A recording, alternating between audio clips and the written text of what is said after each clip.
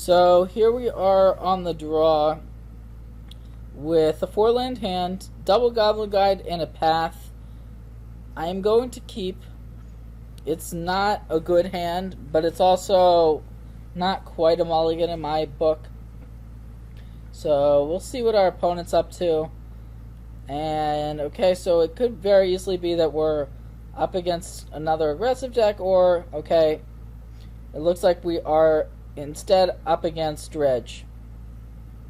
Dredge is quite a strong deck, so we're gonna have to try to deal as much damage as we can, as in as aggressive a way as possible, and that's just gonna mean deploying both of our Goblin Guides and getting our clock going. But this Neonot represents our opponent's ability to, and we actually see a Vengeful Pharaoh being revealed here. So, okay, our opponent does actually have the discard outlet, which is the Neonot, and then also the Dredger, which was the Stinkweed Imp. Now the Narcomoeba is coming back, and our opponent all of a sudden has this Vengeful Pharaoh in the graveyard. So this is basically the worst possible scenario for us.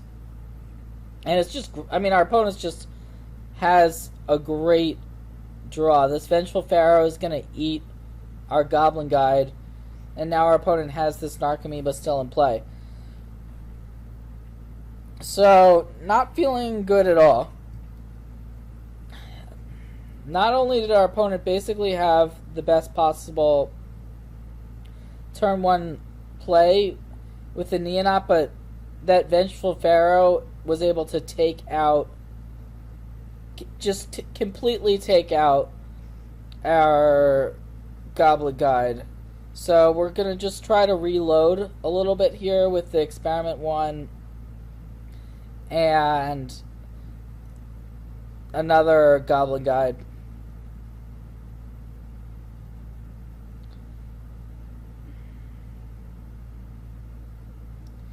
And I mean, our opponent's at 16. The Vengeful Pharaoh isn't in the graveyard right now, so this attack should be pretty clean unless our opponent has something like a Lightning Axe.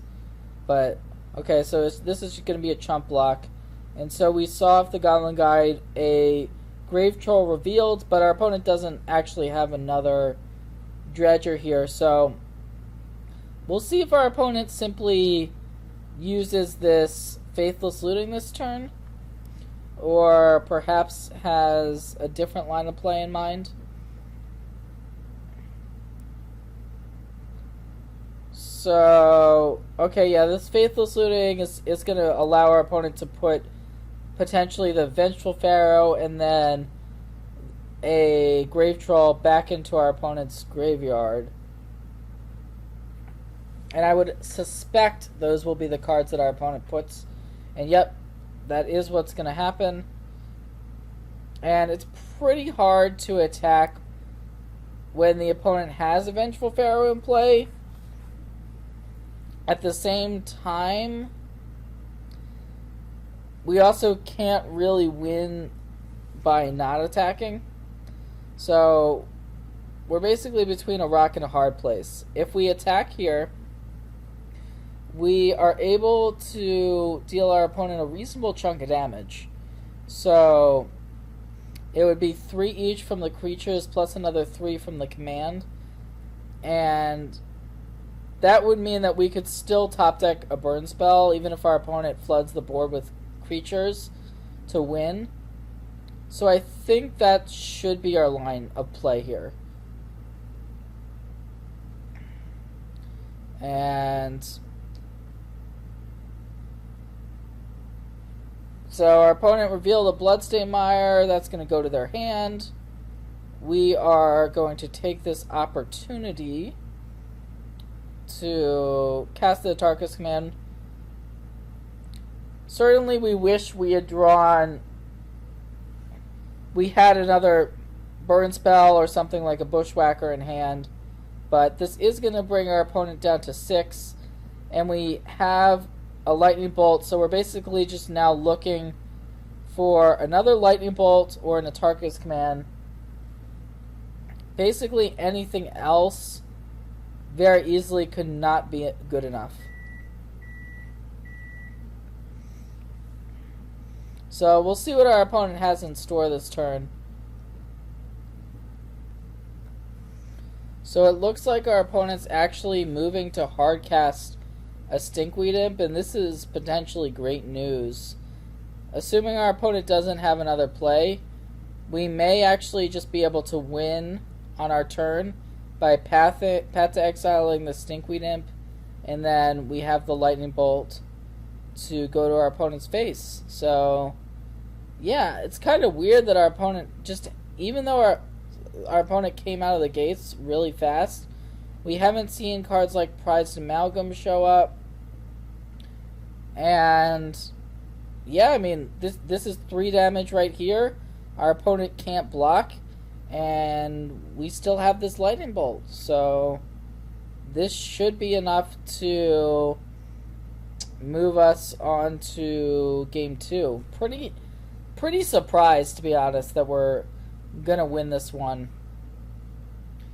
And yep, the Vengeful Pharaoh, it's gonna take out our Goblin Guide, and that will be essentially the 3rd creature the Vengeful Pharaoh has 8, but that Lightning Bolt's gonna be enough to push us to the sideboard. And there's basically one card in the board that we really want to bring in, and that's the Grafdigger's Cage. This card is just insane against Dredge. It shuts down basically everything they're doing. If we play it on one of the first couple turns of the game and our opponent doesn't have some answer for it, it's normally almost always going to be good enough to win versus them. So this is clearly the card we want to focus on in terms of what we're boarding in. And outside of that, we just have to think about cuts. And normally we want to just be cutting some of our slower cards, some of our removal. So in this matchup, I'm fine with cutting the Devastating Summons and the Fork Bolt, and still leaving in the Path to Exiles, because exiling an opponent's creature can be pretty relevant when you're playing against Dredge. Something like a Prized Amalgam not coming back, but we still want our critical mass of creatures here for sure.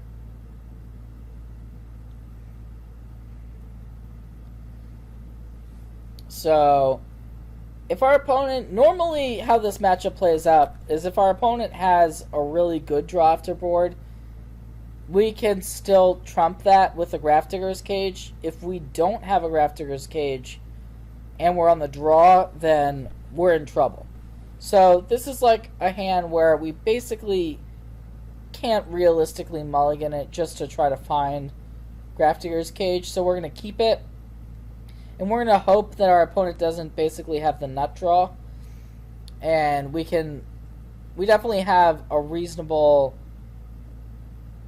hand here. We have a turn 1 and 2 play. Although we definitely did not want to draw another land, having kept a 3-land hand. So this Goblin Guide, if we attack, it means that our opponent can basically put another card in there, basically have another draw towards a land, and it's pretty likely that this Neonaut gets sacrificed either way. So I'm actually not going to attack. We'll see if our opponent sacrifices the Neonaut for a Dredge card or just keeps it in play. And it looks like our opponent is going to keep it in play. And, okay, so it's weird. Our opponent actually has kept a one-land hand. So now we are definitely going to want to attack with our Goblin Guides since we drew a second one.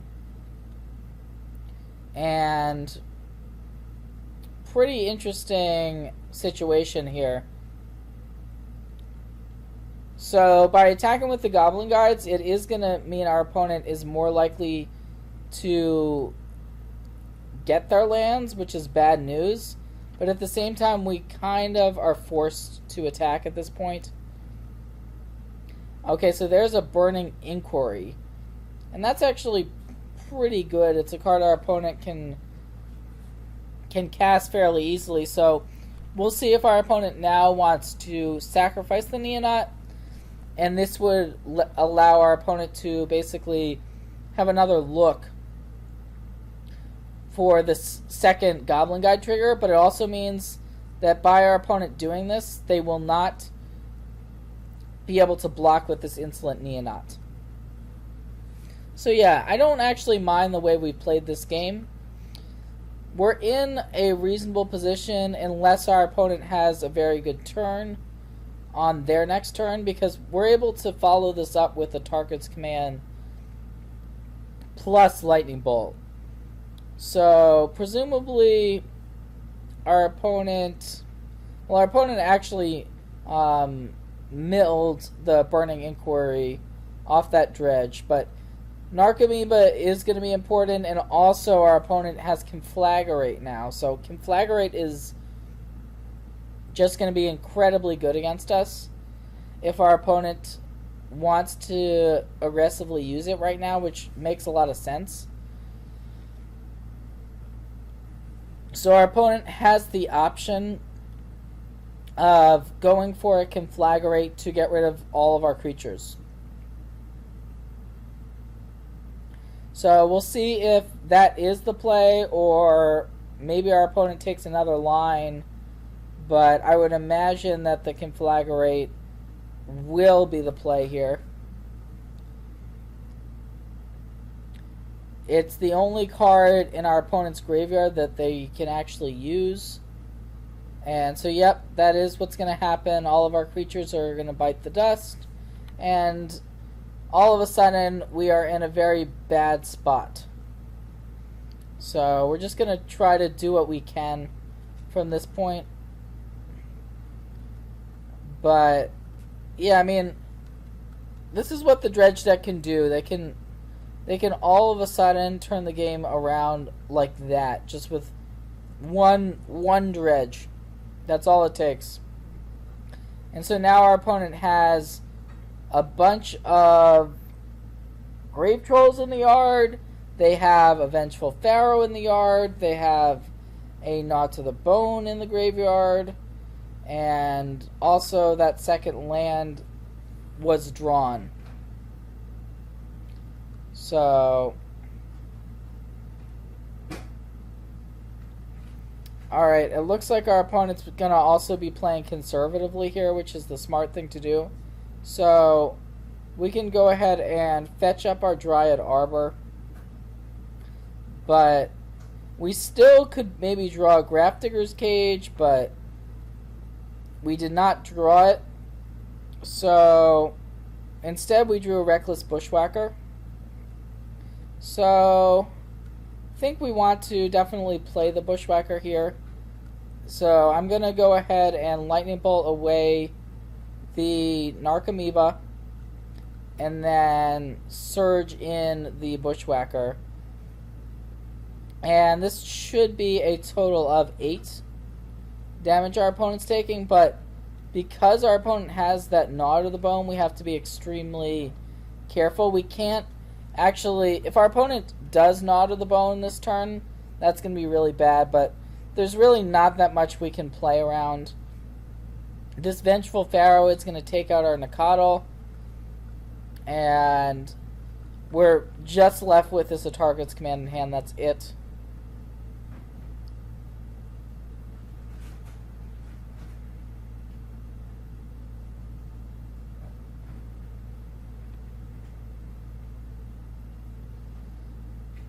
So, yep, our opponent's playing well. They are just going to main phase the Gnaw to the bone, and that's going to put them at a high enough life total to dodge basically any of our creature-based attacks at this point. So we drew a Tarmogoyf, and since our opponent has the Vengeful Pharaoh in the graveyard, we actually don't want to attack. So just going to pass it back here. But really not liking this spot.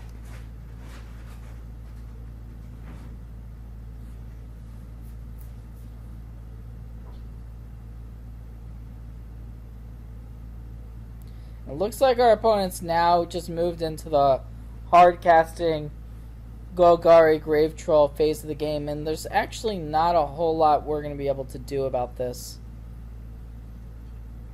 And another land is definitely not going to help us in any way. So, yeah, I mean, our opponent's likely just going to start hard casting these Golgari Grave Trolls. And we had a window where we could have still maybe drawn a Grafdigger's Cage to have at least a shot. But now I think things are just getting a little bit too out of control. And that's what this Dredge deck does. So we'll see if our opponent, what's going on. We do get to see that our opponent boarded in Abrupt Decay, so that's another card we have to be worried about. It's actually pretty good against us because it's an answer to Grafdigger's Cage. And okay, so our opponent has dredged and now connected on Narcomoeba and a Prized Amalgam.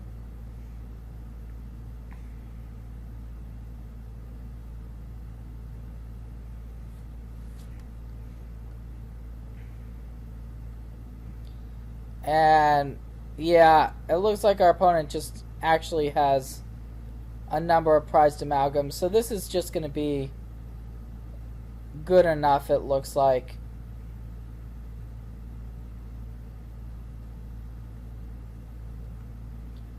So we'll take one more draw step here.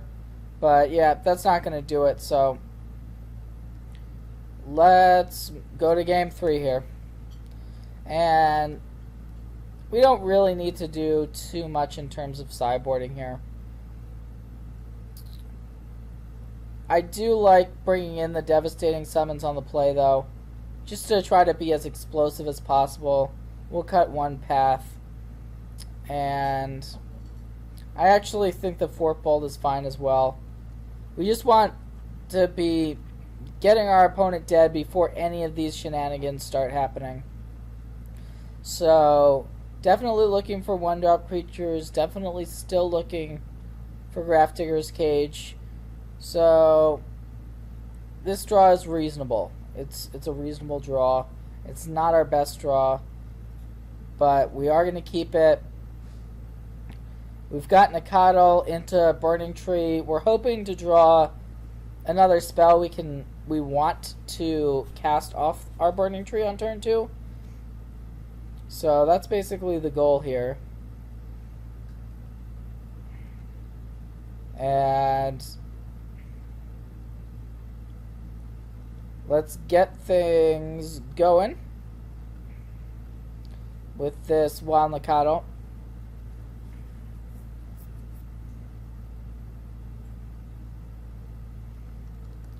And I probably should have fetched with the Air Mesa rather than the Wooded Foothills.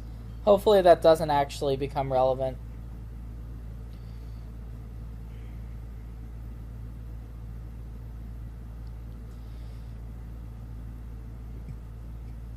So it looks like our opponent's going to Burning Inquiry. So this actually is a card that's going to affect us as well.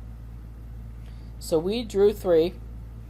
And then discarded Dryad Arbor and Goblin Guide, which were Two cards that were not in our hand before. So, Burning Inquiry is definitely an interesting card.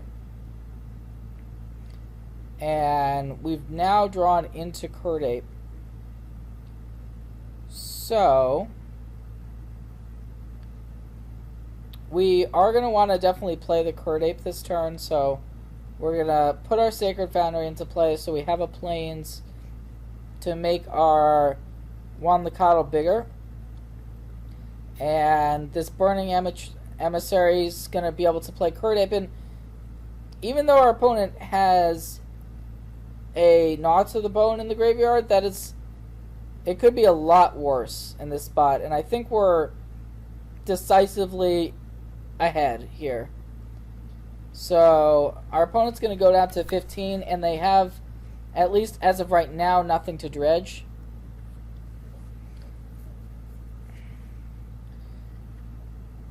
And we basically have a solid start, a normal start for our deck. One drop into basically two more threats on the play. And our opponent is now